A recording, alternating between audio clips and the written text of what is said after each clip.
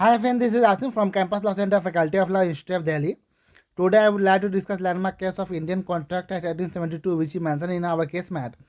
Case का नाम है रघुनाथ प्रसाद वर्सेस सरजू प्रसाद। ये 1924 का केस है और ये जो केस है वो मुख्य रूप से अनड्यू इन्फ्लुएंस पे बेस्ड है।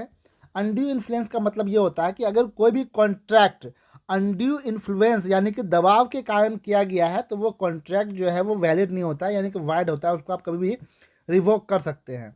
तो चलिए अब इस केस के ब्रीफ फैक्ट पे आते हैं।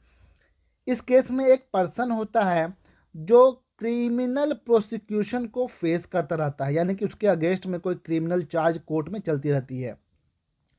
तो वो जो बंदा होता है वो क्रिमिनल प्रोसिक्यूशन से बचने के लिए उसे केस लड़ना होगा। तो केस को लड़ने के लिए उसे पैसे की ज़रूरत होती है, तो उसके पास पैसा होता नहीं है।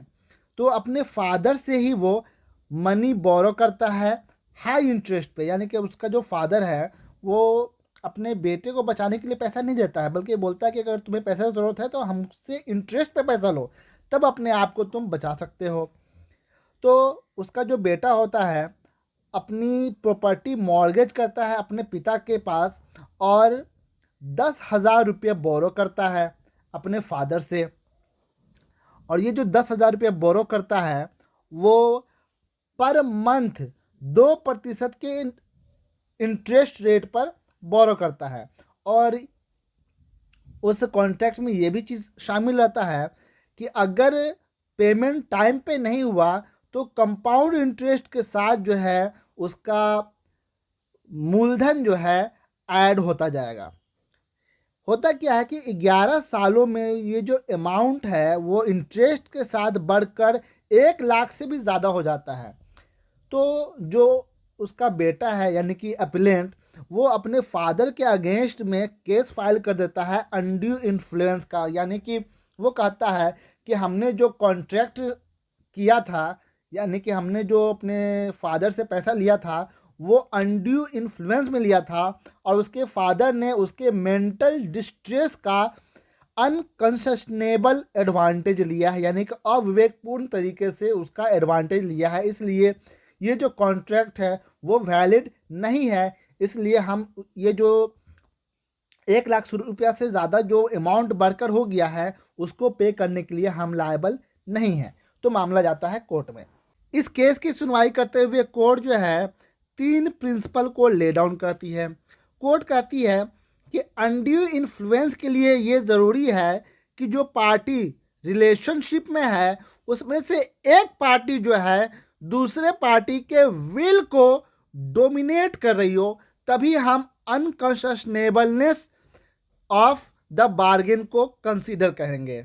दूसरा, कोर्ट कहती है कि अगर पार्टी इक्वल फुटिंग में है तो फिर अनकंसेशनेबलनेस ऑफ द बार्गेन के ग्राउंड पर अनड्यू इन्फ्लुएंस प्रिज्यूम नहीं करवाया जा सकता है। यानी कि अगर पार्टी इक्वल फुटिंग में है तो एक पार्टी कोर्ट ऑफ लॉ में ये नहीं कह सकती है कि हम पर जो बार्गेन लगाया गया है वो अविवेकपूर्ण तरीके से लगाया गया है या फिर ये न्याय संगत नहीं है, इसलिए ये अनड्यू इन्फ्लुएंस के तहत आना चाहिए, यानी कि हम पर दबाव बना करके ऐसा कॉन्ट्रैक्ट कराया गया है, ऐसा पार्टी नहीं कर सकती है। और कोर्ट आगे कहती है कि अगर बार्गेनिंग हार्ड है तो इसका मतलब ये नहीं है कि कोर्ट ऑफ लॉ में आप रिलीफ ग्रांट नहीं करवा सकते हैं। बार्गेनिंग हार्ड होने के बाद भी आप कोर्ट ऑफ लॉ में रिलीफ ग्रांट करवा सकते हैं।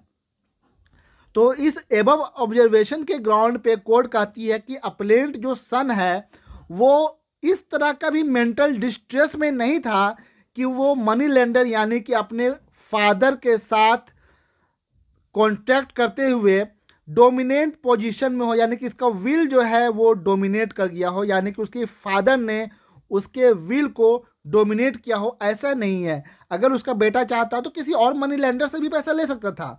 उसके फादर ने ये दबाव तो नहीं बनाया कि तुम मुझसे ही पैसा लो। उसका जो बेटा था वो किसी भी मनी लेंडर से पैसा ले सकता था। इसलिए यहाँ पे अगर देखा जाए तो उसके फादर ने उसके विल को डोमिनेट नहीं किया है। तो यहाँ पर अनड्यू इन्फ्लुएंस का कोई मामला ही नहीं बनता है। भले ही ये बात सही है कि ये जो बार्गेन था वो अनकंसेशनेबल था, यानी कि बहुत ही अविवेकपूर्ण तरीके से लगाया गया था। यानी कि उसके पिता ने बहुत ही हाई इंटरेस्ट रखा था, जो कि न्याय उचित नहीं है लेकिन अनड्यू इन्फ्लुएंस भी नहीं है। तो फाइनली कोर्ट जो है अनड्यू इन्फ्लुएंस के ग्राउंड को स्ट्रक कर देती है, यानी कि बेटा ने जो आरोप लगाया था कि हम पर अनड्यू इन्फ्लुएंस के साथ इस तरह का कॉन्टैक्ट कराया गया है, इस बात को कोर्ट नहीं मानती है और ये फैसला जो है वो पिता के हक में जाता है। तो इस केस का फैक्ट इशू जजमेंट यही है। आई होप कि आपको ये वीडियो इन्फॉर्मेटिव लगा होगा। अगर वीडियो पसंद आया तो प्लीज़ वीडियो को लाइक करें, शेयर करें। हमसे जुड़े रहने के लिए हमारे चैनल को सब्सक्राइब करें। और अगर आपको इस केस का PDF चाहिए तो कमेंट बॉक्स में व्हाट्सअप नंबर दिया गया है, आप मैसेज करके PDF ले सकते हैं। Thank you so much.